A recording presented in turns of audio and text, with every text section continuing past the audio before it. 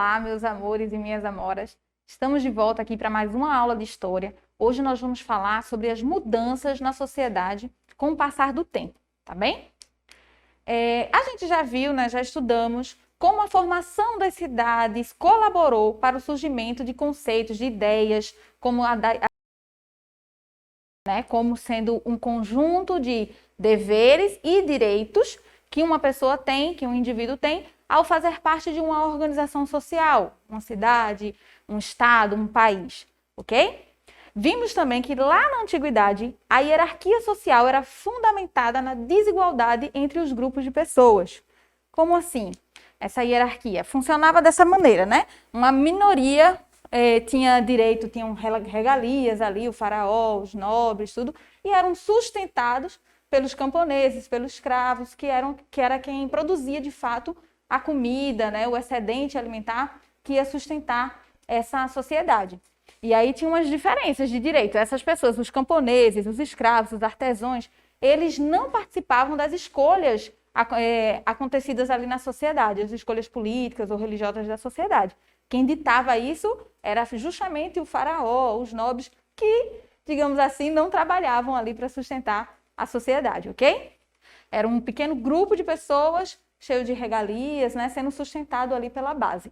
E a gente comparou essa pirâmide social aí da antiguidade, né, do Egito, com a nossa pirâmide social aqui do Brasil. E nessa questão a gente viu que não teve ainda tanta mudança, né? Na verdade, teve mudanças, né? Mas a gente consegue perceber bastante semelhanças aí nessa organização social. Por quê? Porque a gente continua tendo uma minoria aqui, ó, 1%, né? 4%, que detém uma grande fortuna, certo? E uma maioria, 46% da população, que vai sobreviver aí com uma renda familiar em torno de 1 ou 2 salários mínimos, né? E são essas pessoas, esses trabalhadores, que vão de fato sustentar a sociedade, ok? Então nós temos aí a pirâmide social do faraó da época do Egito, né? Aí na antiguidade, como é que era, e uma semelhança com a nossa pirâmide social aqui do Brasil. Mas também vimos que a organização social, ela não necessariamente precisa ser feita, ser baseada, ser fundamentada assim. A base da desigualdade e da hierarquia, né? De um grupo subjugando o outro, de um grupo se aproveitando e, enfim, escravizando, como no caso da antiguidade, ou se aproveitando, né, enfim, de outros, certo? Essa hierarquia não precisa existir. Como exemplo disso, nós temos a cidade de Satal, que foi uma das primeiras cidades, né, assim, conhecidas pelos estudiosos, ainda ali no período neolítico, né, nessa migração do neolítico para a antiguidade. E era um local, gente, onde, aparentemente, pelos estudiosos, não tinha essa hierarquia. Como é que eles sabem disso, né? Se é uma cidade tão antiga, se não tinham registros escritos dessa civilização. Bem, eles sabem disso observando, por exemplo, as casas das pessoas, né? Que eram casas semelhantes, feitas com o mesmo material. Não tinha nenhum templo ou nenhuma casa diferente, feita com material diferente. Então, indica aí que existia uma igualdade entre as pessoas que viviam ali naquela cidade, ok? E aqui nós temos uma réplica de como era a casa por dentro, né? Eles entravam pelo telhado, lembra? E aí eles tinham sempre um altar com uma estátua assim de uma mulher e tudo mais. Então os estudiosos investigam, desconfiam que isso era um sinal de que eles tinham fé numa deusa, né? Uma deusa mãe ali, adorada por eles, mas não tinha um líder religioso. Aparentemente não tinha de fato um líder religioso que guiava o grupo. Por quê? Como é que se sabe disso? Porque não tinha um templo religioso onde eles iriam ali adorar, né? Cada um tinha em casa o seu altar, tá certo?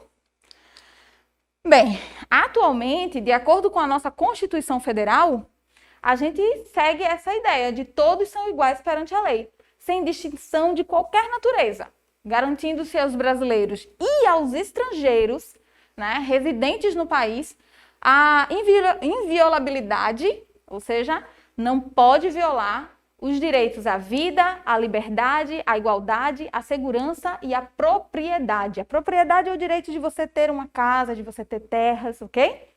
Então, aqui no Brasil, na nossa Constituição, a cidadania, essa ideia de cidadania como um conjunto de direitos e deveres, ela é bem ampla, ela se estende também até aos estrangeiros que vêm residir aqui no país, tá certo? O que é diferente de como acontecia na origem dessa palavra, né?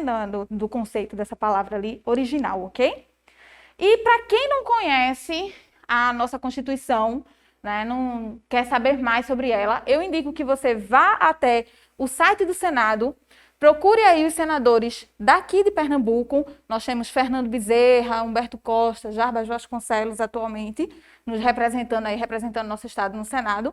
Pegue aqui, ó, gente, ou o telefone, mas eu entrei em contato por e-mail, ok? Mandei um e-mail para o senador Fernando Bezerra, tá aqui um modelo do Bezerra, não, um modelo do e-mail, senhor senador da República, venho através deste e-mail solicitar materiais jurídicos que possam ser enviados para a minha residência. Desejo com isso acompanhar as leis, estatutos e projetos desenvolvidos por Vossa Excelência. Se possível, gostaria de receber a Constituição Federal, atualizada, assim como o Código e projetos que estão em discussão no Congresso Nacional. Desde já, agradeço a atenção. Segue logo abaixo meus dados para o envio. Aí coloquei embaixo o meu endereço, tá certo? Esse e-mail, inclusive, já foi respondido. Vou ficar agora aguardando que eles enviem para minha casa. Quem sabe eu já trago na próxima aula para vocês verem também, se já tiver chegado, ok? Gente, agora isso é na teoria. Na teoria, a nossa Constituição é uma das mais avançadas do mundo. Vamos dar uma olhadinha na prática para a gente pensar e refletir como é que funciona? Você é um R$1.000 por mês. Eu ganho R$300 por mês. Eu quero te... O homem que xinga os PMs é o joalheiro Ivan Estorel, de 49 anos. Ao lado, a mulher dele aparece acuada com a filha no colo. Foi ela quem ligou para o 190 depois de ser ameaçada pelo marido. Você pode ser macho na periferia, mas aqui você é um... Aqui é o Pavile, mano. O empresário foi contido e levado para a delegacia onde prestou depoimento. Como a mulher do joalheiro diz que não foi vítima de agressão física, seria necessário que ela fizesse uma representação para que ele respondesse pelo crime de violência doméstica, mas ela se recusou a dar prosseguimento ao processo. Um segundo registro foi realizado aqui na Delegacia de Defesa da Mulher, de desacato e desobediência, crimes considerados de menor potencial ofensivo que não permitem a prisão em flagrante. Por meio de advogados, a mulher afirmou que o marido é alcoólatra e misturou bebida com remédios. O cabo da PM, José Edson Ferreira, que aparece no vídeo, diz que vai processar o empresário por danos morais. Seu lixo, você é essa... Eu o tratei como o ser humano que é e merece ser tratado. E era o mínimo que eu gostaria que ele fizesse para comigo e para com a minha parceira. As imagens de uma abordagem policial a um ciclista negro na cidade ocidental em Goiás estão repercutindo nas redes sociais. As imagens foram gravadas pelo próprio ciclista e postadas na rede social dele. Nelas, Felipe Ferreira aparece andando de bicicleta quando os policiais chegam ao local. Um deles desce com a arma na mão e manda que Felipe se vire e coloque as mãos na cabeça. Coloca a mão na cabeça. Quem está apontando a arma para mim? Coloca a mão na cabeça. Isso é uma abordagem. Se você não obedecer, você vai ser preso. Felipe pergunta o motivo da abordagem e diz que está gravando com o celular. Os policiais insistem que ele coloque as mãos na cabeça. Felipe segue perguntando o motivo da ação. Ordem legal. Eu estou te dando a ordem legal. Coloca a mão na cabeça. Os policiais voltam a insistir. Felipe tira a camiseta para mostrar que não está armado, se vira e é algemado. Eu sou trabalhador. Eu sou vagabundo, eu estou aqui brincando. A polícia informou que Felipe não chegou a ser levado para a delegacia, que foi autuado no local por desobediência, um crime de menor potencial ofensivo. A polícia afirmou ainda que o rapaz assinou o termo, se comprometeu a comparecer em juízo e foi liberado, que está investigando a ação dos policiais e que, caso seja comprovado qualquer tipo de excesso, irá tomar as providências legais. O Ministério Público também apura o caso. Felipe não quis gravar a entrevista. Por telefone, explicou que estava filmando as manobras na bicicleta para o blog dele. Voltou a dizer que não viu motivo para a abordagem policial, que está com medo de sair de casa e que ainda não sabe se vai tomar alguma medida judicial. Pronto, gente, nós vimos aí duas notícias, né, com casos diferentes. Uma foi feita uma denúncia, foi chamado, os policiais foram chamados através de uma denúncia. Em Alphaville, é um bairro rico, né, ali um conjunto rico e um condomínio rico. E aí o rapaz que foi, que seria atuado, o joalheiro, ele coloca a questão de classe, né? Ele diz quanto que o policial ganha, quanto que ele ganha, ele xinga o policial, ele humilha o policial, desrespeita a policial parceira dele, que está lá também, que é a que está filmando, registrando a ação. E você não vê ninguém levantar uma arma, você não vê uma abordagem mais agressiva. Inclusive, o joalheiro enfrenta, né? Diz, saia da minha calçada, né? Volte lá para a periferia, vai ser macho lá na periferia, aqui você não manda, aquela coisa toda. E enfrenta ele, eu quero ver você entrar para me levar, não sei o que, na minha casa, eu vou processar você, aquela coisa toda ameaças, né? Que são feitas.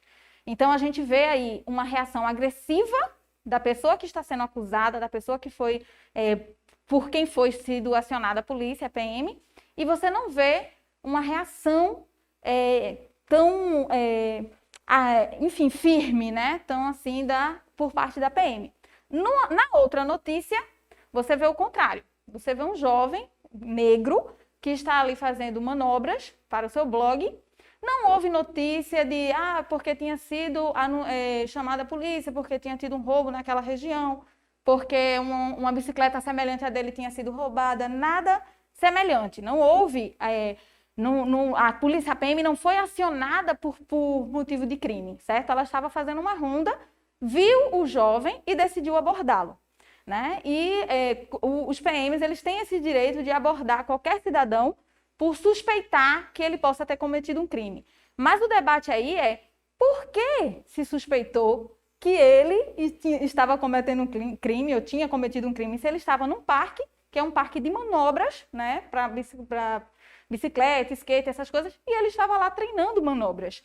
Então a PM chega, aborda ele e logo por ele não aceitar aquela abordagem, né, porque um cidadão, um trabalhador que vê uma arma apontada para você, normalmente tende também a reagir, né, a se sentir ofendido com aquilo.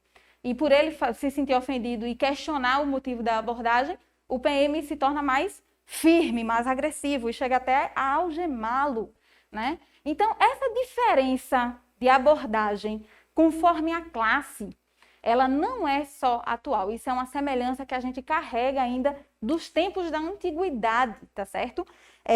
A gente também acompanhou no Dia dos Namorados esse caso, não sei se vocês ficou sabendo, mas um casal lá no Leblon, né, lá no Rio de Janeiro, abordou um rapaz que estava de bicicleta, uma bicicleta elétrica, ele estava esperando a namorada lá para fazer uma surpresa e tudo, e o casal abordou, acusando ele de ter roubado a bicicleta dela, né? E aí ele disse que não, que aquela bicicleta era dele, provou por fotos no celular, aquela coisa toda, que ele já tinha essa bicicleta, que ele não tinha pego agora a bicicleta, e ainda assim o rapaz pegou o cadeado da bicicleta sem autorização do dono da bicicleta, pegou o cadeado da bicicleta e tentou abrir com a chave dela, na tentativa de provar que ele estava mentindo e que aquela era a bicicleta dela. E o rapaz, obviamente, ficou muito aflito, muito, enfim, constrangido com toda aquela situação, né? Começou a filmar eles, e aí quando ele se desculpa, que não sei o quê, não, que ele não estava acusando ele de roubo, de nada, mas estava, né, gente? Senão não tinha pego o cadeado da bicicleta para testar ali, enfim. No final das contas, através de câmeras de segurança, se descobriu que o ladrão da bicicleta era um jovem tido como branco na sociedade, né? E, enfim, olha a contradição aí. E aí a gente tem esse costume de chamar pessoas assim, jovens assim, de patricinho, patricinha. De onde vem esse costume também? Isso vem de lá da antiguidade, gente. Vamos voltar um pouquinho agora no tempo. Lembra daquela região da Mesopotâmia, uma região bem disputada, né, porque ficava entre rios, Mesopotâmia, no meio de rios, tá? Foi primeiramente habitada pelos sumérios, que eram agricultores, que tinham cidades ali autônomas, né, cidades independentes uma das outras, como a cidade de Ur. Desenvolveram a escrita cuneiforme e o sistema numérico. Lá para 4.200 anos atrás, os acádios dominaram essa região, com cidades mais unificadas, eles tinham reis, tá certo? Para gerenciar as cidades e foi unificando as cidades. E muitos povos foram dominando ali, sempre, né, em luta um com o outro, pela aquela região ser rica ali, estava entre rios, então era ótimo para a agricultura, para criação de animais, né? Enfim, era rica o solo. Então, os amoritas, os caldeus, os elamitas, assírios, os medos, todos foram gradativamente um entrando em guerra com o outro e dominando ali a região, até que chegou os babilônios, certo? E os babilônios, eles também procuraram unificar as cidades e criaram um código chamado Código de Hammurabi. Esse registro escrito nos permite conhecer mais sobre essas cidades, essas civilizações antigas, tá bom? Esse documento, gente, dividia a sociedade entre trabalhadores livres, escravos e ricos. De acordo com esse conjunto de leis, as punições eram diferentes para os crimes, mesmo que o crime fosse igual. Mas se ele fosse cometido por uma pessoa de uma classe social rica, ele teria uma punição. Se fosse, ou talvez até nem tivesse nenhuma punição. Se fosse cometido por um trabalhador, mesmo que ele fosse livre e tudo mais, ele podia até virar escravo, a depender do crime, sabe, que ele cometesse. Então, era bem desigual ali os julgamentos, né? Era de acordo com a classe. Também existiam diferenças entre homens e mulheres, tá certo? Então, os homens, por exemplo, eles tinham direito à herança e as outras regalias ali. E as mulheres não possuíam esses direitos, ok? Mesmo que elas fossem ricas. Por fim, essa região acabou sendo dominada pelos persas, lá uns 2.500 anos atrás, que davam um banho, um show de respeito às diferenças. Gente, para você ter uma ideia, tem uma ideia lá, uma cidade lá dos persas, Persépolis, que anualmente recebia civilizações, povos de diferentes locais numa grande festa, né, respeitando ali as diferenças.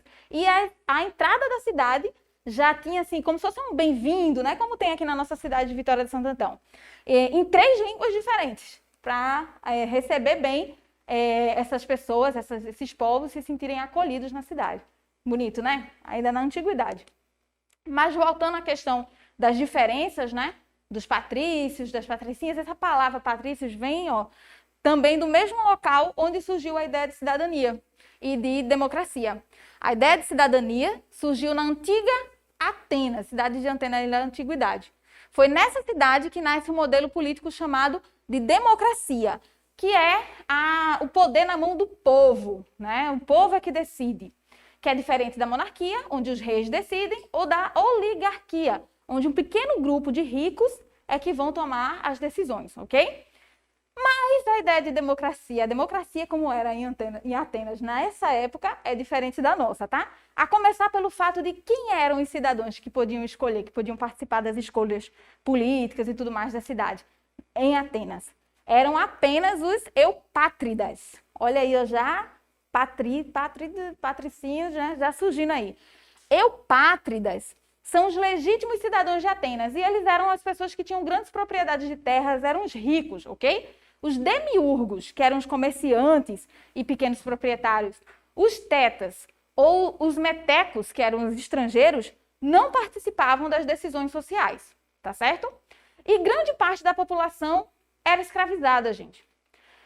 Lá na Roma Antiga, os direitos e a participação nas decisões também eram restritos a uma parte da população, os grandes proprietários de terra, que eram chamados de patrícios. Olha aí, o termo patricinho, patricinha. Né? Então, as mudanças que foram surgindo não surgiram do nada, foram muitas e muitas lutas, e depois de muita luta e muita pressão popular, começaram a acontecer mudanças aí nas leis e no regime político de Atenas, tá certo? As penas começaram a ser mais justas, ou seja, de acordo com o crime cometido e não de acordo com a classe social de que fazia parte aquela pessoa que cometeu o crime. Foi proibida a escravidão de pessoas, né, por dívidas e tudo mais. E também foi criada uma assembleia para garantir que a população mais pobre, digamos assim, poderia participar das escolhas políticas. Então, eles se reuniam em assembleia e um deles ia lá se juntar com os eupátridas e tudo para tomar as decisões, para votar, para trazer o voto da população. Tudo bem que era uma representação pequena, né? Um só, mas já era alguma coisa, tá certo? Mas ainda as mulheres, aí começou a se ampliar o direito de cidadania, a ideia de cidadania como sendo direitos, um conjunto de direitos e de deveres, e a ideia de democracia. Mas ainda as mulheres continuavam sem direitos, ok? Isso aqui no Brasil também foi se desenvolvendo, foi evoluindo nesse ritmo, assim, né? Num passo semelhante. Logo no início, no período da monarquia, as decisões eram decididas pelo rei, né? Eram apenas o rei ali, os seus conselheiros, que durou um período de 1822 a 1899. Nem todos eram considerados cidadãos aí nesse período, ok? No início da Primeira República, que durou de 1899 a 1930, o critério de renda foi finalmente eliminado para dizer se um homem era cidadão ou não. Mas só os homens alfabetizados maiores de 21 podiam votar. Aí é uma ironia, né, gente?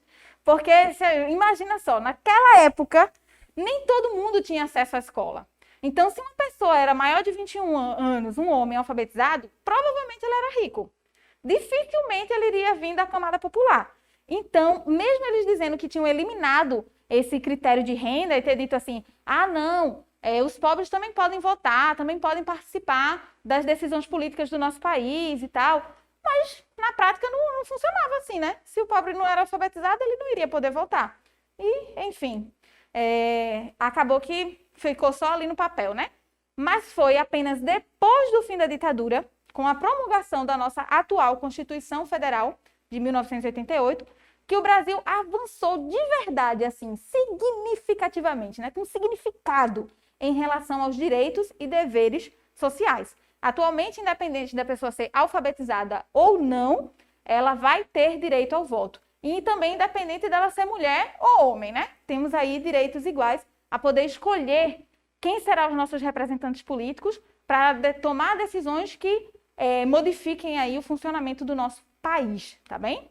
Então, revisando o que a gente viu, revisamos como muitas das sociedades antigas eram fundamentadas na desigualdade social. Vimos, né, a importância das lutas e das reivindicações populares, como elas são fundamentais para gerar mudanças e avanços na sociedade. E agora nos veremos depois das férias, tá certo? Eu espero que essa aula tenha ajudado você a compreender mais sobre esse assunto. Te aguardo depois das férias. Continua se cuidando para que logo, logo a gente possa superar esse período de pandemia e voltar às aulas presenciais, tá bom? Um cheiro e até a próxima!